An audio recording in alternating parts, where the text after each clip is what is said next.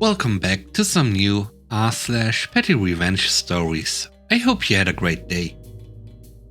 The first story is called Leave Presents.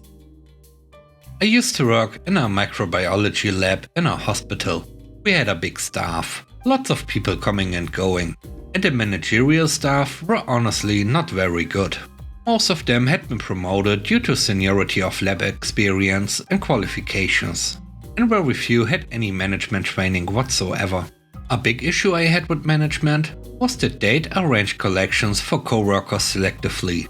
Usually, they'd only remember to do it for managerial staff, but there was an expectation for staff on every level to chip in, so I took it upon myself to organize the forgotten collections, leaving presents, significant birthdays, and collections for new parents for members of staff at every level, not just the ones who were chummy with the heads of department.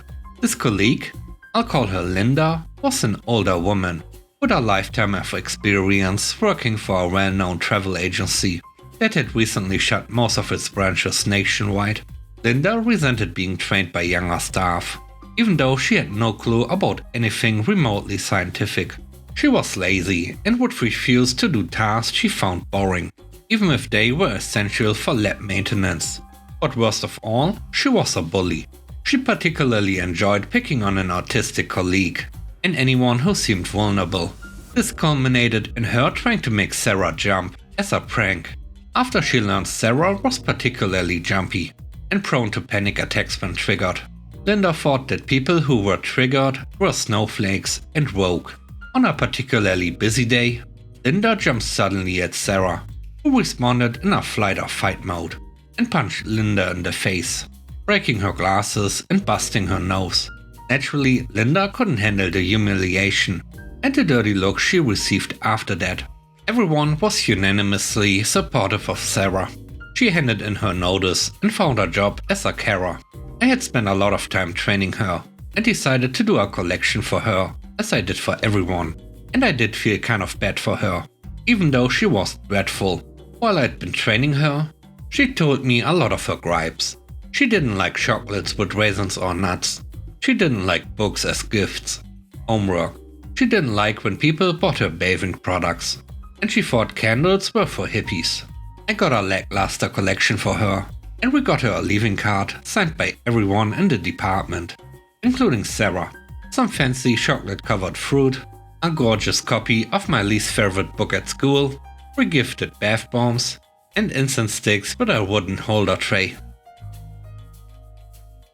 The next story is called Stealing Food.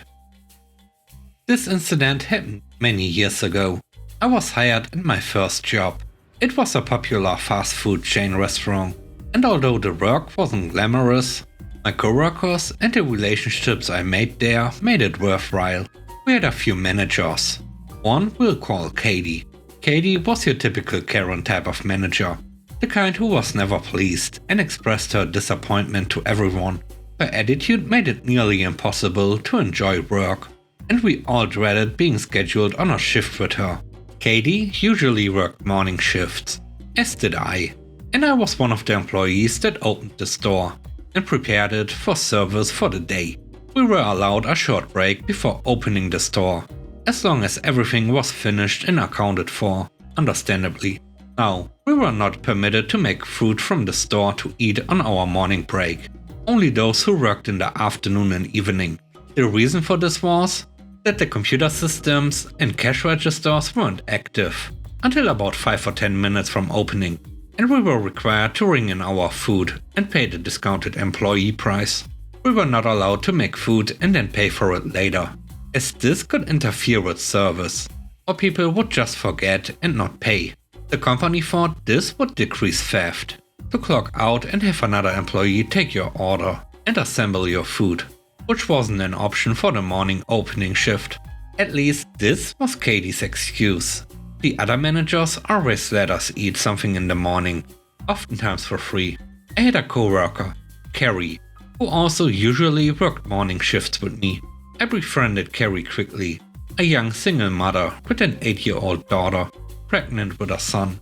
One morning, when Carrie and I were working together, She expressed to me that she had had a rough morning and was unable to bring food for her break. She had a very strict diet with her pregnancy and ate at certain times throughout the day, which all the managers were aware of and accommodated to an extent, as long as she got a discounted meal and paid full price for anything later. She was very upset and told me that, when asked, Katie denied her permission to make a sandwich, even if Katie rang it up and took the money herself. But the thing about Katie was, she wouldn't just say no to things. She would hover and keep an eye on people to catch them in the act if they would disobey her, which anyone rarely ever did. But this was Katie. I witnessed her watching Carrie through the office window, and even heard her tell Carrie that she better not steal and make herself any food. This really upset me as well, because I felt bad for Carrie, and wished there was something I could do to make her feel better. I was also very exhausted of Katie, and the rules she made up that no other managers seemed to implement or follow. I didn't bring any food of my own, as I usually skip breakfast back then, so I decided to take things into my own hand and get my own little silent petty revenge on Katie.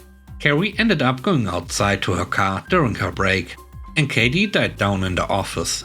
I waited for the perfect opportunity, and just as Katie diverted her attention to other managerial duties, I quickly grilled up a small beef patty and assembled a sandwich for Carrie.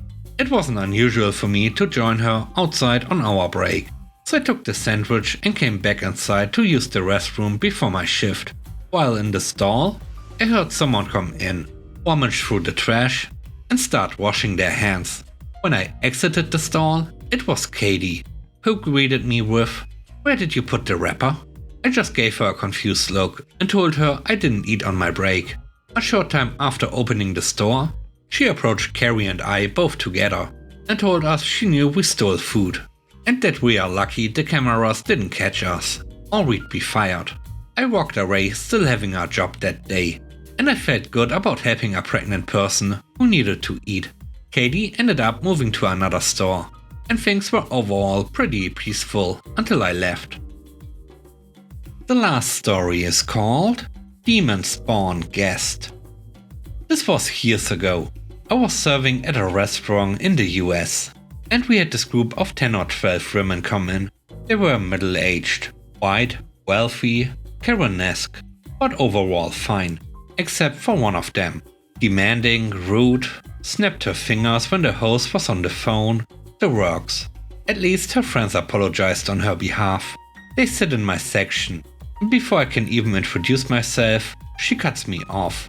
"We are here to be served, not make friends." Alright, bad.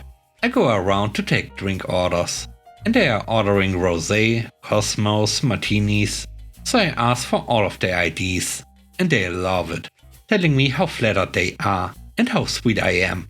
And then I get to her, the last one at the table. She orders and pulls out her ID with a little grin on her face. So I say, "Oh, no, that's okay. I don't need it. You are good." The look on her face was priceless. So were the giggles from the rest of the table, and my manager when I told him. Thanks for watching the video. I hope you enjoyed it. If you did, please don't forget to leave a like, comment and subscribe. And if you have time, watch another one of my videos. And now, I hope you have a great day. See you soon. Bye bye.